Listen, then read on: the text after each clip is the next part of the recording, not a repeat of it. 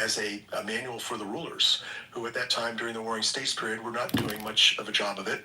So we're going to delight in sharing both these newly discovered works and also some of the classics, some of the things that have been lighting up the internet in recent years. And we're going to begin with a seminar that was recorded at the Esalen Institute, Taoist Way of Dropping Out from Karma. And in the second session, you'll hear him talking about the Indian idea of karma and how it relates to our participation in the world.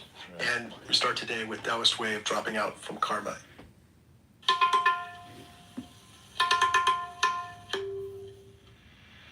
The philosophy of the Tao is one of the two great principal components of Chinese thought. There are, of course, quite a number of forms of Chinese philosophy, but there are two great currents which have thoroughly molded the culture of China, and they are Taoism and Confucianism. And they play a curious game with each other. Confucius said the goody-goodies are the thieves of virtue. Meaning that to try to be wholly righteous is to go beyond humanity, to try to be something that isn't human. So this gives Confucian approach to life and justice and all those sort of things a kind of queer humor. A sort of boys will be boys attitude, which is nevertheless a very mature way of handling human problems. It was, of course, for this reason that the Japanese Buddhist priests who visited China to study Buddhism, especially Zen priests, introduced Confucianism into Japan. Because despite certain limitations that Confucianism has, and it always needs the Tao philosophy as a counterbalance, Confucianism has been one of the most successful philosophies in all history for the regulation of governmental and family relationships. But of course, it is concerned with formality. Confucianism prescribes all kinds of formal relationships, linguistic, ceremonial, musical, in etiquette, in all the spheres of morals. And for this reason has always been twitted by the Taoists for being unnatural. You need these two components, you see, and they play against each other beautifully in Chinese society. Roughly speaking, you see, the Confucian way of life is for people involved in the world. The Taoist way of life is for people who get disentangled. Now, as we know in our own modern times, there are various ways of getting disentangled from the regular lifestyle, say, of the United States. If you want to go through the regular lifestyle of the United States, you go to high school and college, and then you go into a profession or a business. And you own a standard house, and you raise a family, and you have a car or two cars, and do all that jazz. But a lot of people don't want to live that way. And there are lots of other ways of living besides that. So you could say that those of us who go along with the pattern correspond to the Confucians, and those who are bohemians or bums or beatniks or whatever, and don't correspond with the pattern, they are more like the Taoists. Because the Taoist is really, actually in Chinese history, Taoism is a way of life for older people. Lao Tzu, the name given to the founder of Taoism, means the old boy. And the legend is that when he was born, he already had a white beard.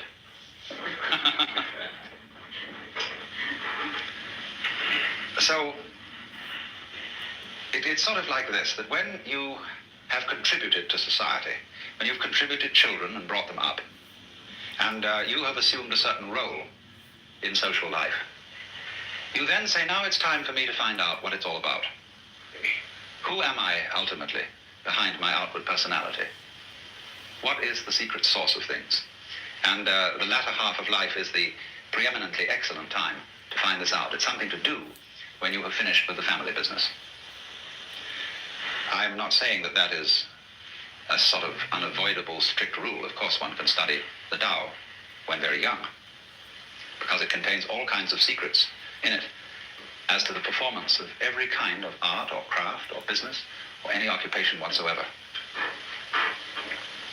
But it does, in China, in a way, it plays that role of a kind of safety valve for the more restricted way of life that Confucianism prescribes.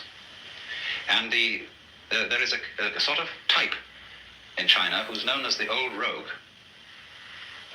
He's a sort of intellectual bum, often found among scholars, who is admired very much, and who a type of character which had an enormous influence on the development of the ideals of Zen Buddhist life. He is one, you see, who goes with nature rather than against nature. Well, now, first of all, I'm going to talk about ideas which come strictly out of Lao Tzu's book, the Tao Te Ching. And, of course, the basic thing in the whole philosophy is the conception of Tao. Now! This word has many meanings. And the book of Lao Tzu starts out by saying that the Tao which can be spoken is not the eternal Tao. Or there's a pun in there, which you can't quite put into English. You can't give all the meanings, because the word Tao means both the way or course of nature, or of everything. It also means to speak. So the actual opening phrase of the book, following this word Tao, is this, you see? And this character means can be, or can, able, something like that. So the way which can be, then give it its second meaning, spoken, described, uttered. But it also means the way that can be weighed. Not W-E-I-G-H, but W-A-Y-E-D. You know, you'd have to invent that word. The way that can be traveled, perhaps, is not the eternal way. In other words, there is no way in which the Tao, or following the Tao, there's no recipe for it. I can't give you any do-it-yourself instructions, A, B, C, D, as to how it's done. It was like when Louis Armstrong was asked, what is jazz?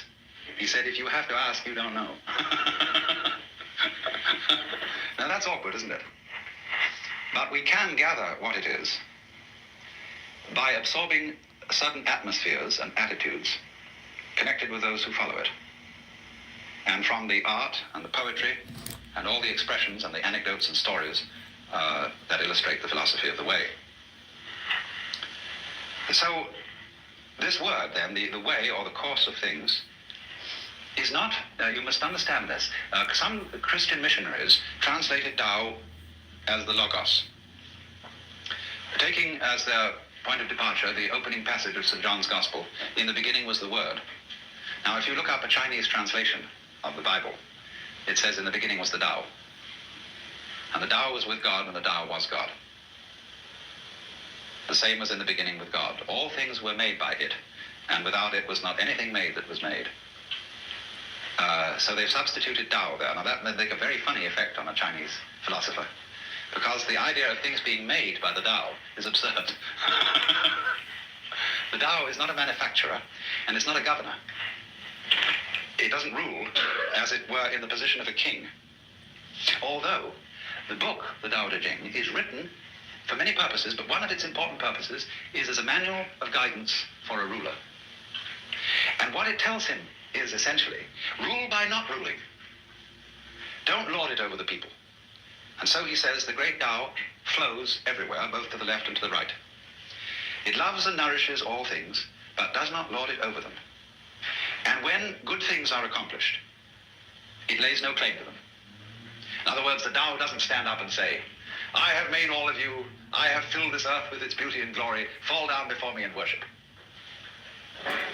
The Tao, having done anything, always escapes, and is not around to receive any thanks or acknowledgement, because it loves obscurity. And Lao Tzu said the Tao is like water. It always seeks the low level which human beings abhor. So it's a very mysterious idea. Tao, then, is not really equivalent with any Western or Hindu idea of God, because God is always associated with being the Lord. Even in India, the Brahman is often called the Supreme Lord, although that would the term more strictly applicable to Ishvara, the manifestation of Brahman in the form of a personal God. But Bhagavan, the Lord, Krishna, his song is the Bhagavad Gita, the song of the Lord. There's always the idea of the king and the ruler attached, but not in the Chinese Tao philosophy. The Tao is not something different from nature, from ourselves, from our surrounding trees and waters and air. The Tao is the way all that behaves. And so the basic Chinese idea of the universe is really that it's an organism. And as we shall see when we get on to Zhuangzi, who is the sort of elaborator of Lao Tzu, he sees everything operating together so that nowhere can you find the controlling center. There isn't any. The world is a system of interrelated components, none of which can survive without each other. Just as in the case of bees and flowers, you will never find bees around in a place where there aren't flowers, and you will never find flowers around in a place where there aren't bees or insects that do the equivalent job. And what that tells us secretly is that although bees and flowers look different from each other, they're inseparable. They, to use a very important Taoist expression, they arise mutually. This is one of the great phrases from the second chapter of Lao Tzu's book, where he says, this character means to have or to be. And this next one is a very important character in Taoist philosophy. It means no, negative, wu in Chinese, not to be. And then this curious expression, for which we don't have a really good corresponding idea in traditional Western thought. So, to be and not to be mutually arise. This character is based on the picture of a plant, something that grows out of the ground. So, you could say positive and negative, to be and not to be, yes and no. Light and dark arise mutually, come into being. There's none is cause and effect. It's not that relationship at all. It's like the egg and the hen. So as the bees and the flowers coexist in the same way as high and low, back and front, long and short, loud and soft. All those experiences are experienceable only in terms of their polar experience. So the Chinese idea of nature is that all the various species arise mutually because they interdepend.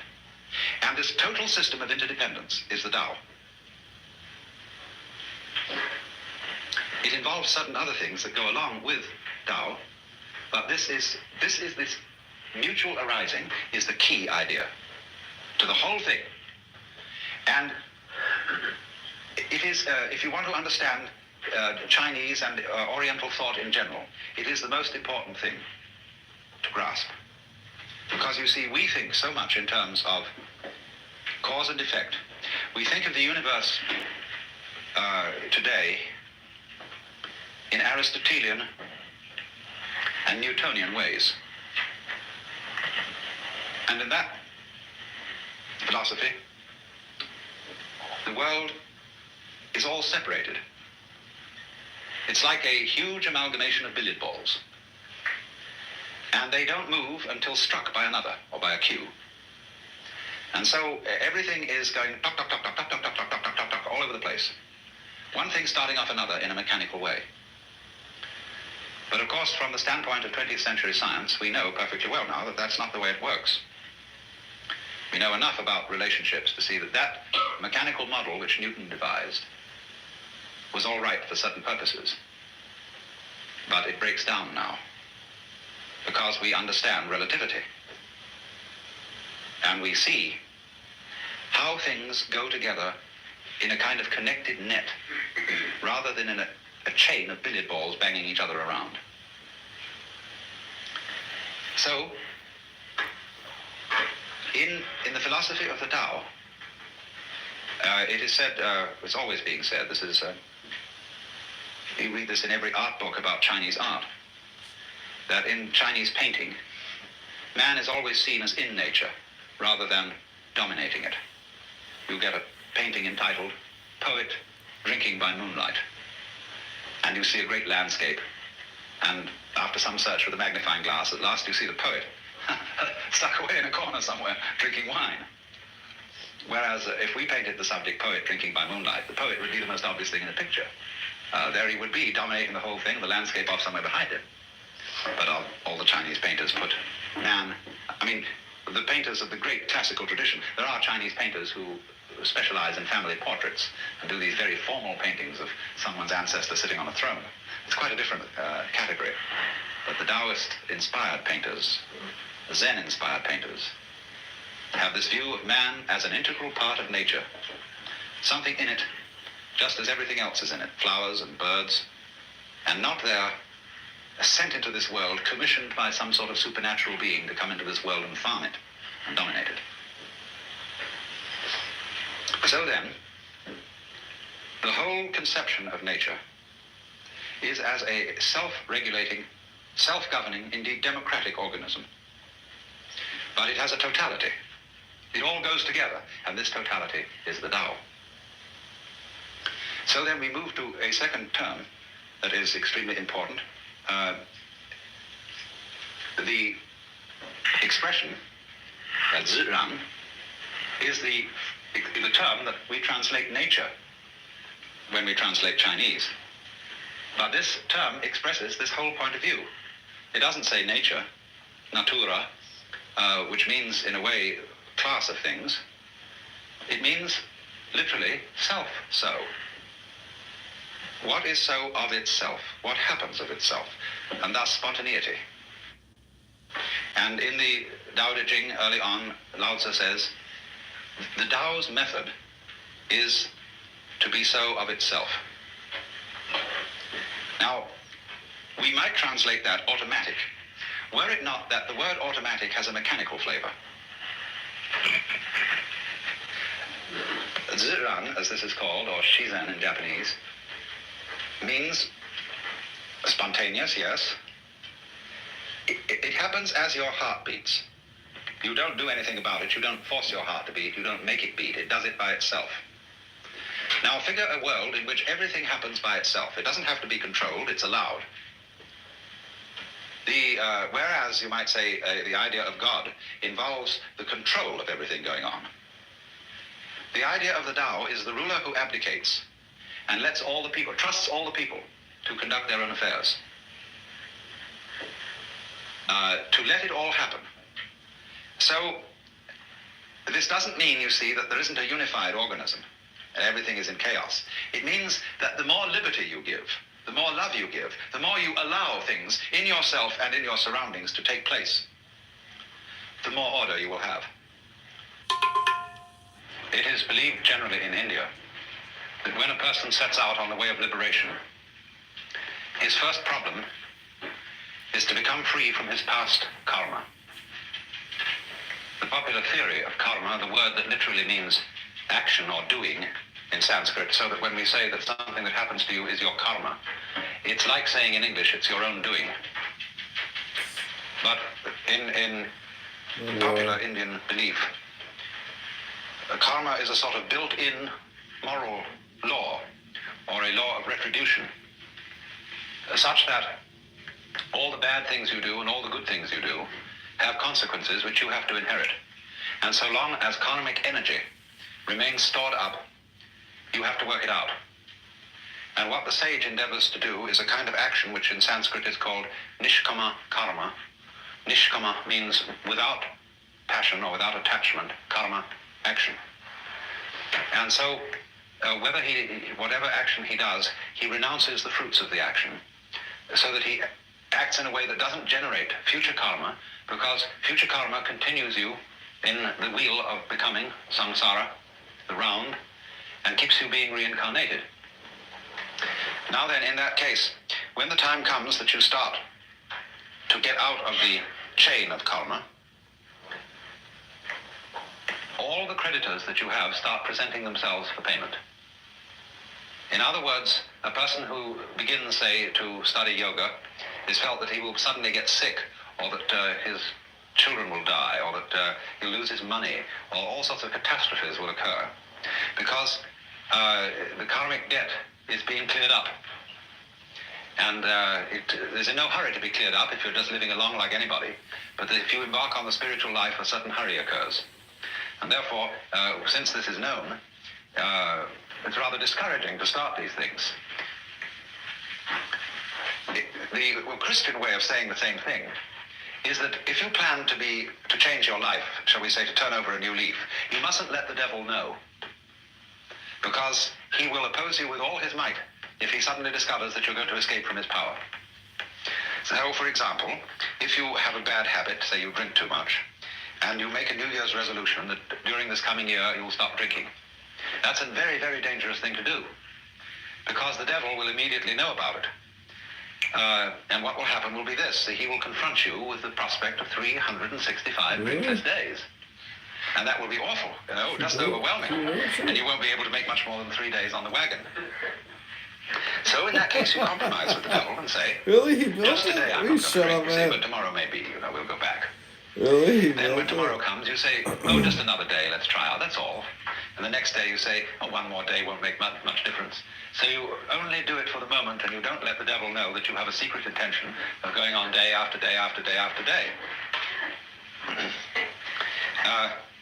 But of course, there's something still better than that. And that is not to let the devil know anything. And that means, of course, not to let yourself know. One of the many meanings of that saying, let not your left hand know what your right hand doeth, is just this. And that was why, in Zen discipline, a great deal of it centers around acting without premeditation. As those of you know who read Herrigel's book, Zen in the Art of Archery, it was necessary to release the bowstring without first saying, now. There's a wonderful story, you may also have read, by a German writer, Van Kleist, about a boxing match with a bear. The man can never defeat this bear because the bear always knows his plans in advance and is ready to deal with any situation. The only way to get through to the bear would be to hit the bear without having first intended to do so. That would catch him. And so this is one of the great, great problems in the spiritual life, or whatever you want to call it, is to be able to have intention and act simultaneous. By this means, you escape karma and you escape the devil. So, you might say that the Taoist is exemplary in this respect. That this is getting free from karma without making any previous announcement. Of simply, supposing we have a train and we want to unload the train of its freight cars. You can go to the back end and you can unload them one by one and shunt them into the siding. But the simplest of all ways of unloading is to uncouple between the engine and the first car, and that gets rid of the whole bunch at once. And it is in that sort of way, you see, that the Taoist gets rid of karma without challenging it. And so it has the reputation, you see, of being the easy way. There are all kinds of yogas and ways for people who want to be difficult. And one of the great gambits of a man like Gurdjieff was to make it all seem as difficult as possible, because that challenged the vanity of his students. If some teacher, some guru says, really, this isn't difficult at all, it's perfectly easy, some people will say, oh, he's not really the real thing. We want something tough and difficult, and when we see somebody starts out giving you a discipline that's very, very weird and rigid, people think, now there is the thing. That man means business, see? And so they flatter themselves by going to such a guy that they are serious students, whereas the other people are only dabblers and so on. All right, if you have to do it that way, that's the way you have to do it. But the Taoist is the kind of person who shows you the shortcut. and shows you how to do it by intelligence rather than effort, because that's what it is. Taoism is in that sense what everybody's looking for. The easy way in, the shortcut, using cleverness instead of muscle. So the question naturally arises, isn't it cheating? When in any game, somebody really starts using his intelligence, he will very likely be accused of cheating. And to draw the line between skill and cheating is a very difficult thing to do. You see, the inferior intelligence will always accuse a superior intelligence of cheating. That's its way of saving face. You beat me by means that weren't fair. We were originally having a contest to find out who had the strongest muscles. And you know, we were pushing against it like this. And this would prove who had the strongest muscles. But then you introduce some gimmick into it, some judo trick or something like that, you see, and you're not playing fair. So in the whole domain of ways of liberation, there are routes for the stupid people and routes for the intelligent people. And the latter are faster. This was perfectly clearly explained by Huineng, the sixth patriarch of Zen in China, in his sutra, where he says the difference between the gradual school and the sudden school is they both arrive at the same point, but the gradual is for slow-witted people and the sudden is for fast-witted people. Can you, in other words, find a way that sees into your own nature, that sees into the Tao immediately? And at the end of this morning's talk, I pointed out to you the immediate way, the way through now. When you know that this moment is the Tao, and this moment is considered by itself, without past and without future, eternal, neither coming into being nor going out of being, there is nirvana. And there is a whole Chinese philosophy of time based on this. It hasn't, to my knowledge, been very much discussed by Taoist writers. It's been more discussed by Buddhist writers, but it's all based on the same thing. Dogen, the great 13th century Japanese Zen Buddhist, studied in China, and he wrote a book called Shobo Genzo. A Roshi recently said to me in Japan, that's a terrible book, because it tells you everything. It gives the whole secret away. But in the course of this book, he says,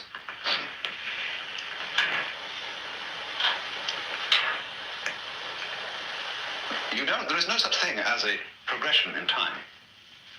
The spring does not become the summer. There is first spring, and then there is summer. So in the same way, you now do not become you later. This is T.S. Eliot's idea in Four Quartets, where he says that the person who has settled down in the train to read the newspaper is not the same person who stepped onto the train from the platform. And therefore also you who sit here are not the same people who came in at the door. These states are separate, each in its own place. There was the coming in at the door person, but there is actually only the here and now sitting person. And the person sitting here and now is not the person who will die. Because we are all a constant flux. And the continuity of the person from past through present to future is as illusory in its own way as the upward movement of the red lines on a revolving barber pole. You know, it goes round and round and round, and the whole thing seems to be going up or going down, whichever the case may be. But actually nothing is going up or down. So when you throw a pebble into the pond and you make a concentric rings of waves, there is an illusion that the water is flowing outwards. And no water is flowing outwards at all. Water is only going up and down. What appears to move outward is the wave, not the water.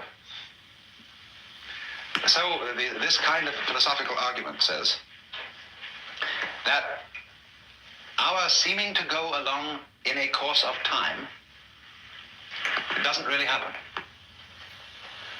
The Buddhists say, suffering exists, but no one who suffers. Deeds exist, but no doers are found. A path there is, but no one who follows it. And nirvana is, but no one who attains it. So, in this way, they look upon the continuity of life as the same sort of illusion that is produced when you take a cigarette and in the dark whirl it, and the illusion of a circle is created, whereas there is only the one point of fire.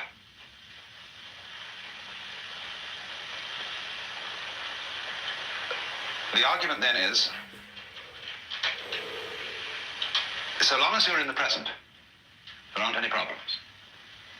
The problems exist only when you allow presence to amalgamate. There's a way of putting this in Chinese, which is rather interesting. They have a very interesting sign, this. It's pronounced nyan, in Japanese, nen. And the top part of the character means now, and the bottom part means the mind-heart, the shin. And so this is, as it were, an instant of thought. In Sanskrit, they use it. They use this character as the equivalent for the Sanskrit word shana. Then, if you double this character, put it twice, or 3 times, and I'll write the Chinese for ditto. Nyan nyan nyan means thought after thought after thought. Now, the Zen master Joshu was once asked, "What is the mind of a child?" And he said, "A ball in a mountain stream." "What do you mean by a ball in a mountain stream?" He said, "Thought after thought after thought with no block." Every time you feed your pet Hills, you help feed a shelter pet, which helps make them healthy, happy, and more adoptable, changing their life forever, so they can change yours. Science did that. A really virtuous person doesn't show his virtue.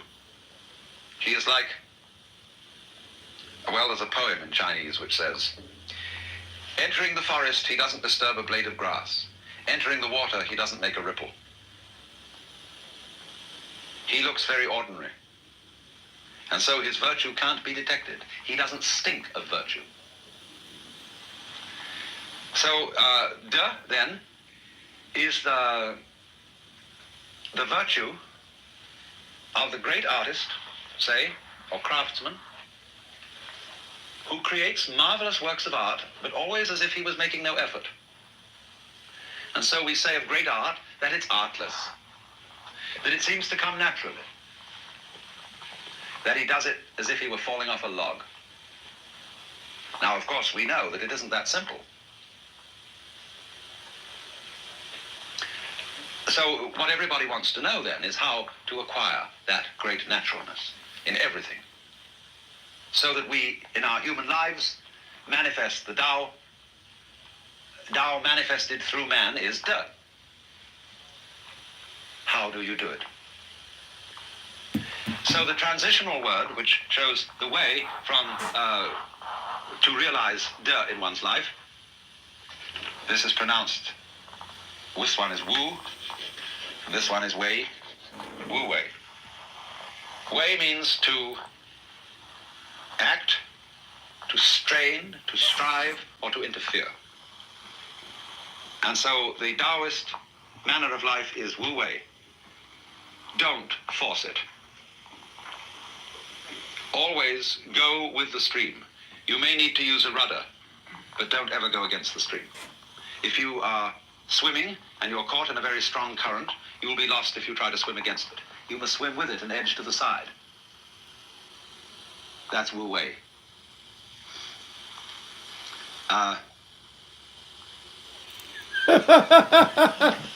This has been very well understood. Oh my gosh. Even by the samurai in Japan, who, when they became very great, real masters of swordsmanship, always found out and belonged to the no-sword school. Because the real master of the sword never uses one. There is a story that there were in Japan in ancient times 2 master swordsmiths. And there was a great debate as to which of them was the better. So some soldiers took a sword made by each master and decided to test them out. They first took a sword made by the man who, in general opinion, was perhaps a little inferior. And they went to a stream, and they dipped the sword in the stream with the edge of the blade facing upstream. They dropped a piece of paper on the stream. And it floated towards the sword, and as it floated, the sword simply divided it in 2. The 2 pieces of paper joined together on the other side and went on down the stream. They then took the blade of the man reputed perhaps to be the greatest master and thought, well, it'd be pretty difficult to improve on that. But we'll try it anyway. So they gave the same test. But as the piece of paper approached the sword, it moved over to one side, skirted it altogether, and went on. So the true master will never have to be in a fight. And for that reason, Aikido, as a athletic technique, is learning how to be unattackable, is to always avoid the fight. And so, however hard people strike at you, they will always be hitting the air. That's dirt, you see, that's magical power. But it all comes about through not using effort, not straining at anything, never strain. Like you never force a key in a lock, you'll just bend the key. You jiggle and jiggle and jiggle until it turns smoothly. Or put oil on it or something. But never force it. The same way, when you use your eyes, don't stare at anything in order to see it clearly, because you'll just tire your eyes and make the image fuzzy. If you want to see the time of a distant clock, Valentine's you Day. imagine black and relax your eyes. Then look at the clock lazily, and you will see that the detail is clearer. Snowman. And so now there's another story with which I will exemplify this. Later than Lao Tzu, there was another Taoist sage called Lietze. And he had the reputation of being able to ride on the wind. Of course, that's metaphorical. And so when Suzuki was asked what it's like to have the experience of Satori or enlightenment, he once said, it is like ordinary everyday experience, except it's about 2 inches off the ground, where you don't feel burdened by your own body, where you don't feel you were something that you have to lug around and hold a club over and generally boss. So the sense of lightness. That's the meaning of Lietze being able to walk on the air. But he told a story of how he managed to do it. He said he went to a great guru, and this guru paid no attention to him. So he just sat outside the door of his hut. And a year went by, and still this man paid no attention to him. So Lietze went away, disgusted. But then he thought it over a bit and realized this man had a terrific reputation, and that if perhaps he'd been a little bit more patient, he would have had some teaching. So he went back. And the great sage looked at him and said, "Why this ceaseless coming and going?"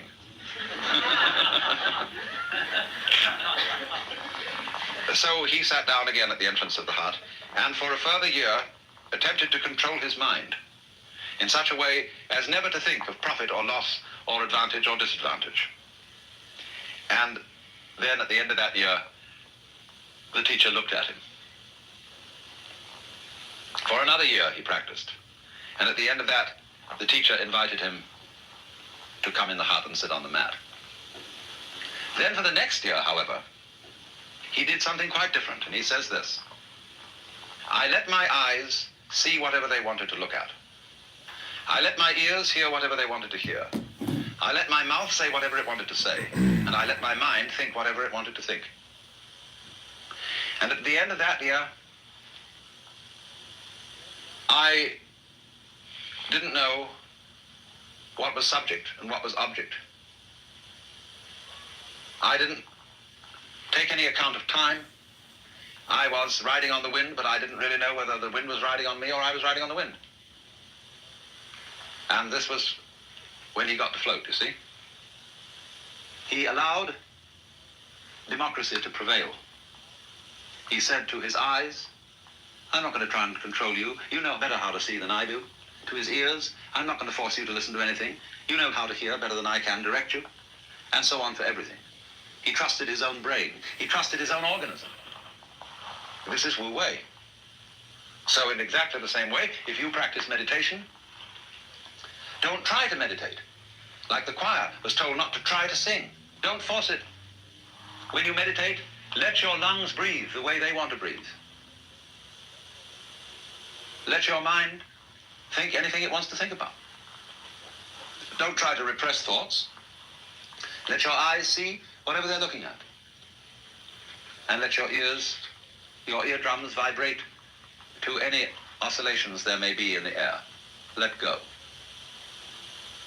You think that's very risky. It isn't. It really isn't. It's like a ship in a typhoon. They always shut the engines off and drift. Because if the propellers are going and the tail end of the ship is thrown up so as to be above the water level, the whole ship will vibrate and be shaken to pieces by those revolving propellers. So, in a big storm, and life is a big storm all the time, you let go and you become like a cork on the water or a ping pong ball in a mountain stream. That's what's called purposelessness in Taoism, which is a form of Wu Wei. And the Taoist text says, when purpose has been used to achieve purposelessness, the point has been grasped. So, it's the same problem we have in India. You know, there's a superstition that if you think of a monkey while you're taking medicine, the medicine won't work. So you're in the predicament of trying not to think of the monkey while taking medicine. And that happens to us whenever we try to be natural. Everybody can see it's forced, it's faked. And so you think then, how can I be genuinely natural? I gotta pay community reparations now. How can I really flow with the course of nature? How can I let my mind think whatever it wants to think? Because the moment I start doing that, I realize I'm doing it with an ulterior motive. I'm trying to meditate. I'm trying to grow spiritually. And that ruins the whole thing. Well, when you've tried for a long time to get the right attitude, and you find that all the attitudes you get are phony ones, then you come to the realization there's nothing you can do about it. It really doesn't make any difference. And again, the principle that I've emphasized all along, you give up. And in so doing, gain the strength and energy that you were looking for. You see, it's like trying to live in the present. Gurdjieff used to set his students the exercise he called self-remembering. That is, constantly, all day long, be completely aware of what you're doing. Have your mind always on the immediate moment. Oh, and it's tough to do that. You get distracted. Just a book for Till one fine day you realize, to your astonishment, there is no way at all of having your mind anywhere else but in the present moment. Because even when you think about the past or the future, you're doing it now, aren't you?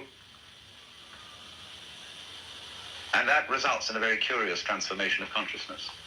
You feel that the present moment is flowing along and carrying you with it all the time. Just like the flow of the Tao. The flow of the Tao is what we would call the flow of the present, see? And you're with it. There's no way of being anywhere else. The Zhongyong, the book called The Unwobbling Pivot, says the Tao is that from which one cannot deviate. That from which one can deviate is not the Tao. Or to put it into the form of a Zen story, the master Joshu said to Nansen, what is the Tao?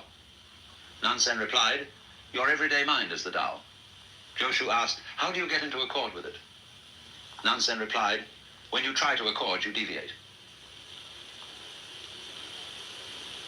So that's the principle. And this, although we're getting the paradox, you see, this sounds like a completely laissez-faire, spineless attitude to life. But it is precisely Taoism, which underlies, in common with Buddhism, in conjunction with Buddhism, it underlies the greatest achievements of Chinese art and culture. It underlies judo. It underlies the Zen arts of Japan, calligraphy, architecture, gardens. It is the form of Chinese philosophy which in subsequent years became most interested in science and in the study of nature. The Confucians never had any interest in science because they were bookish people. They were all absorbed in texts. They were essentially scholastics and never opened the book of nature.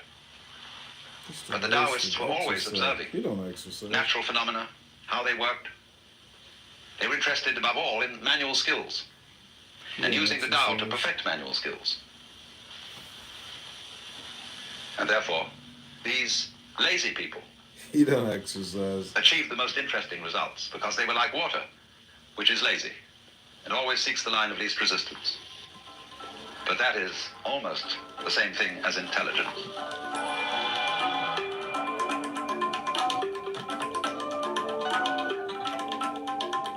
You've been listening to the second talk in the podcast, Wisdom of the Watercourse. It is part of our new series on Taoism, which is called Tao for Now, Way Beyond Seeking. And like all of our other recordings, it's available on our website at alanwatts.org. And there you'll also learn a lot about the background and our organizational history and some of the things that we're trying to do today to keep the works of Alan Watts alive and vibrant in this world. This podcast was produced in conjunction with the Be Here Now Network, and our theme music is by Zakir Hussain, courtesy of Moment Records. Thank you for being with us today.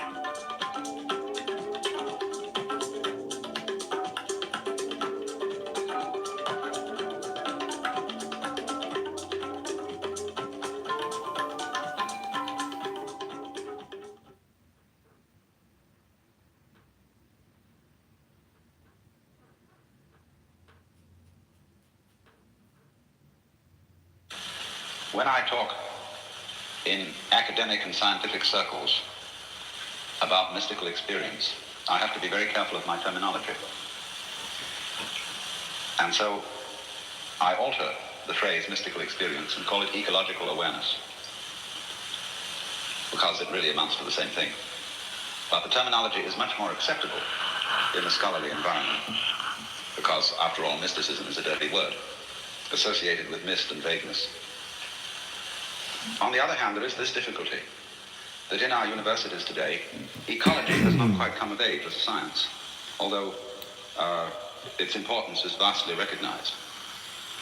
Ecology, being the science which studies the relationship between organisms and their environments, is a multidisciplinary science. And therefore, its existence on any campus today runs afoul of departmental politics.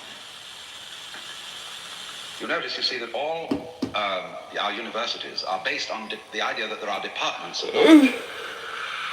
And if you trace the history of universities over several centuries, you will see that the classification of departments keeps changing. There was a time in the Middle Ages when, for example, theology was the queen of the sciences, therefore had high rank as a department, as today the Department of Physics or Chemistry would have. But now it has almost completely disappeared. There is a department, yes, maybe of the history of religions, which occupies an obscure set of rooms in the philosophy building or something like that, which is way off at the edge of the campus. But you cannot keep these departments fixed, because as between, say, biology and physics, we develop a science of biophysics. As between biology and chemistry, we develop a science of biochemistry. As between physics and mathematics, we get mathematical physics. As between physics and astronomy, we get astrophysics. And the formations keep changing, and this has very difficult political consequences, for the simple reason that the faculty members and chairmen of departments are jealous of their positions. And they're always apt to say, when these new hybrid departments start out, that these people are dabblers. In other words, they should get a thorough grounding in biology, zoology, botany, bacteriology, and all those separate departments before they should dare venture into such a thing as ecology, which involves all those different sciences and more. What is not generally understood, however, is a most peculiar thing, and very difficult to explain. In the academic world, you know how students have to go through prerequisite courses. They're supposed to take this before they take that. Well, it's being found out increasingly that this is completely unnecessary. That for some reason, as time goes on, students develop the ability to absorb bodies of knowledge for which it was thought they had no prerequisites. In the same way as, let's say, in the childhood of anybody now aged roughly 50, it was very difficult to understand Einstein's theory of relativity, and you always had to have a demonstration on a blackboard and all sorts of diagrams. But now young people get this idea instantly. They have no difficulty in absorbing it any more than we had difficulty in absorbing the notion that the Earth was spherical. We were no longer embarrassed. Our common sense was no longer offended by the thought that people living in the antipodes would be hanging upside down. In this sort of way, common sense, a feeling for knowledge, adjusts itself. And more it becomes obvious that there have to be ways of linking together the departments of knowledge.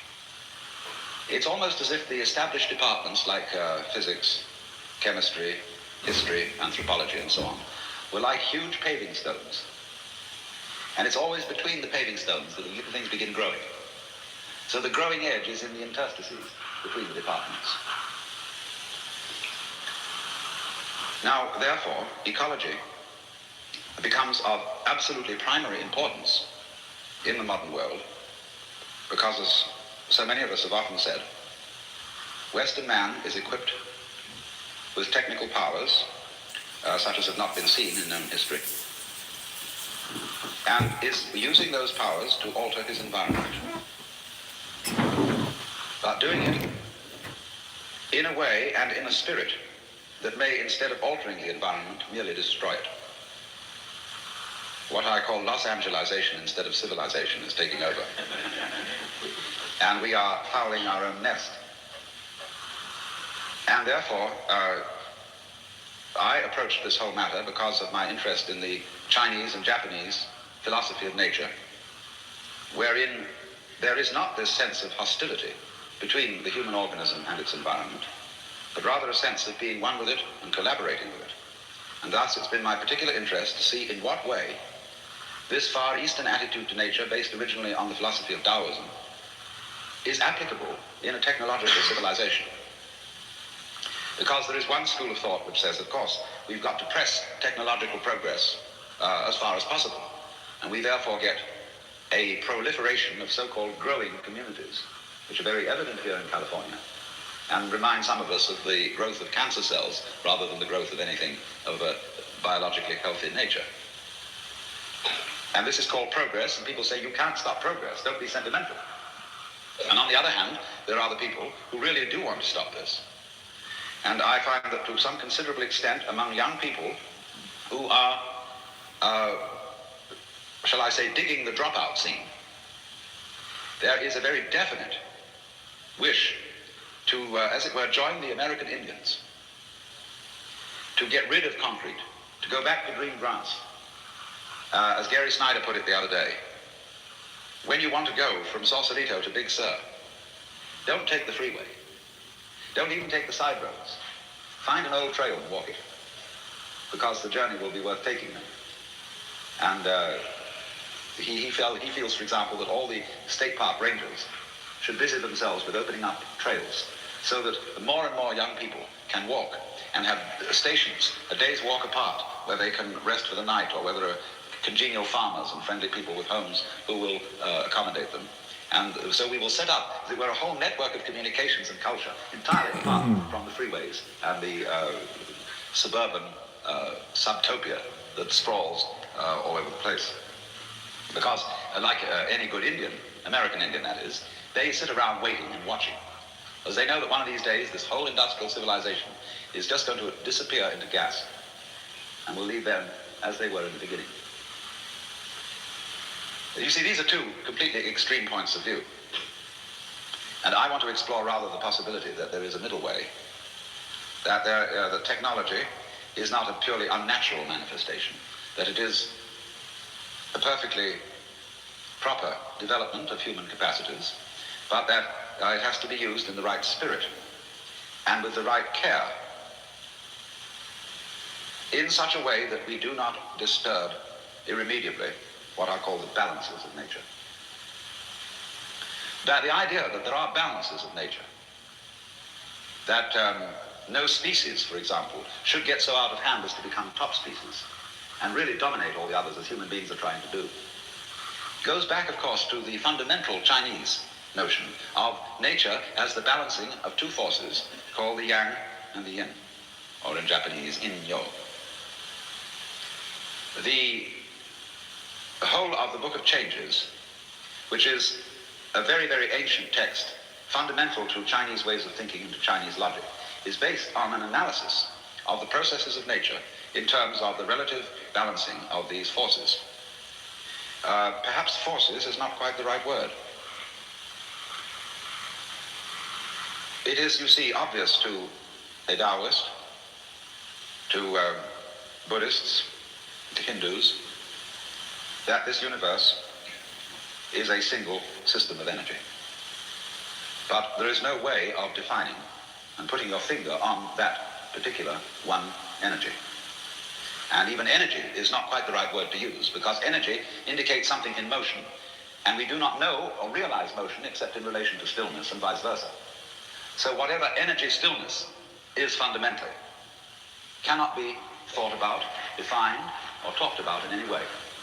It is basic to everything that we both experience and don't experience. It bears somewhat the same relation to our everyday life as the diaphragm in a loudspeaker bears to all the sounds that you hear on the radio. Every sound of the human voice, of all kinds of musical instruments, of airplanes, of automobiles, so on, anything you can hear on the radio is actually the vibration of a diaphragm. But the radio does not proclaim this fact. The announcer does not come on first thing in the morning and say, all the sounds that you will hear after here are vibrations of the diaphragm, including this sound, and not the actual wind in musical instruments and human vocal cords. No, because wherever any circumstance is constant, we tend in the course of time to ignore it. We rule it out of all practical politics because it is basic to everything. So as in an equation, when you get two terms that are identical on either side of the equation, you can just cancel them out. They make no difference. But in a way, this is a very difficult point because obviously it is highly important that the diaphragm be there, because otherwise there wouldn't be any voices or any music.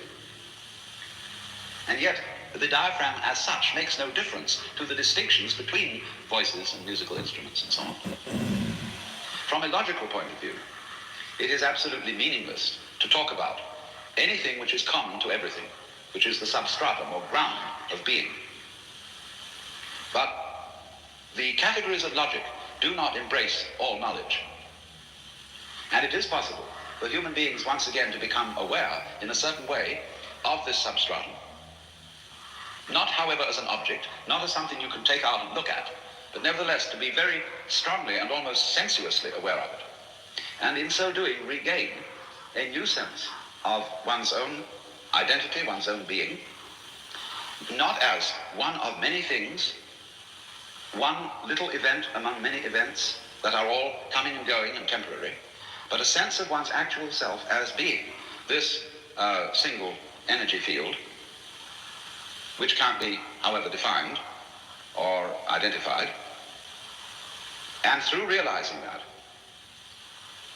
to take away the frantic anxiety that we have to secure ourselves as separate organisms and to fight with other organisms and play these elaborate games of one-upmanship, and above all, to overcome the anxiety which leads us to regard nature itself as our enemy that has to be conquered and subjugated. I shall, of course, return in later sessions to the nature of this realization. But I only want to say in passing that there's a very peculiar thing about it. Namely, that the realization I'm speaking of is not something like a belief. It is not an idea, for the simple reason that the fundamental energy of the universe cannot be embraced in an idea. It cannot be embraced in a concept, in a form of words, in an explanation, because it eludes all classification, because it is the which than which there is no whicher, and therefore is not in any class. Secondly, if you try to catch hold of it and somehow possess it, you are doing what is called in Zen putting legs on a snake, because there is no need to possess it. You are it, and if you try to possess it, you imply that you're not. So by trying to catch hold of it, you, as it were, push it away, although you can't really push it away because the very pushing is all it, you see. So there are people who are divided into two schools of thought, those who believe that by exerting their energies to get hold of it, they can achieve something, and the opposite people who think that by doing nothing at all, one achieves it. But both are wrong, because both the attempt to get it and the attempt to try not to get it are actually attempts to get it. And there's no need to. But nevertheless, by going into this, by meditation and so on, it is possible to realize that we are identical with the fundamental energy of the universe, that that is our real self, and although it doesn't make a difference, because all differences are in a way made by it, therefore it makes no difference to differences, nevertheless it's completely basic. You see, it's as if what has happened to us is, supposing you're a gambler, and you've got involved in a game where you're playing actually for peanuts, and you are immensely wealthy. When you get extremely absorbed in the game, even though you're only playing for peanuts, you can lose your temper, and you can be anxious as to who's going to win, who's going to lose. Am I going to lose my peanuts, you see? Whereas you really have nothing to worry about at all. But you got so absorbed in the details of this game that you've forgotten the larger context in which the game is happening. So in exactly the same way, every individual is so absorbed, myopically, with his mind, in the details of his birth and death, that he has completely forgotten the context in which birth and death is occurring. And so, just as the chicken, when you put his beak to a chalk line, can't get off it and is hypnotized, so we have been systematically and progressively hypnotized by our whole upbringing into the sensation that we are only this particular ego in this body. And we believe that and feel it so firmly that the context in which all this has happened is completely repressed. Now, therefore, I want to propose a few things, first of all, in thinking about this. And I would ask you to listen to what I have to say, temporarily postponing the question, what are the practical consequences? What should we do about it? I want to start with a consideration of our ancient ideas about the relation of the individual to the world in terms of fate and free will, or determinism and free will. Because if we actually were aware of all the information that is coming to us through our senses, we would have a very curious sensation which would bug us because we wouldn't be able to find words for it. It would be like this. You would first of all realize that if you didn't be so selective, in other words, if you didn't pay attention to this detail and that detail, but were just simply aware of it all in general, you would get the funny feeling, in the first place, that you were just a puppet. That you were automatically responding to all kinds of physical and social influences around you, and that you couldn't help yourself. You might object to that, or you might alternatively enjoy it. You might get a sensation that you were just floating. You didn't have to do anything. You didn't have to think about any problems. You didn't have to worry about what you ought to do. You would just be yourself responding. And that would be a very pleasant feeling if you liked it. But on the other hand, depending on your personal constitution, you might feel terribly threatened by it. And you would interpret this sensation as a feeling of unreality. Have you ever suddenly felt that you were dreaming everyday life? That it wasn't quite real? And it spooked you? So you said, gee, it ought to be happening, see? I feel I'm going around in a dream. Because occasionally, our mind slips. It's like the tuning dial of a radio. It occasionally wanders off and you get another station. And so in the same way, our minds occasionally slip into another way of seeing things. And people get accidental illuminations and psychosis and all sorts of funny things. But you would get this as a preliminary sensation, and you would interpret it as feeling that you are a puppet on the end of strings being manipulated by events, only because of your previous background, wherein we have all of us been conditioned to believe that part of our life is not under our control, and part of it is. There is this distinction between the voluntary and the involuntary. The voluntary, what we do; the involuntary, what we have to accept passively. The borderline between them is not at all clear.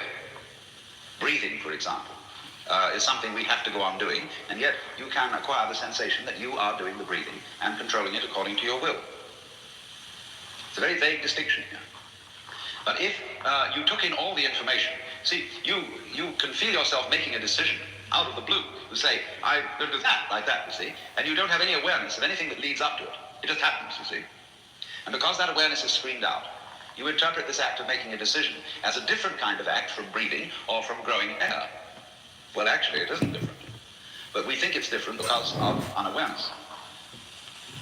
When you make a decision, it happens, as the Chinese say, zizhang, shizhen, of itself, naturally, spontaneously. But we... Oh God, and you know what? The guy says impossible. He said $50. And now he doesn't want to pay $50 when he come up with this. Well, it's not Saturday, is it, Puria? What day is it where you are, by the way, Puria? Who would pay $50? It hasn't happened yet. How do you know who's going to win, Puria? You have some inside information? Puria? Puria? Hello, is this thing on? Are you there, Puria? Did you fall asleep again? Did you take something to help?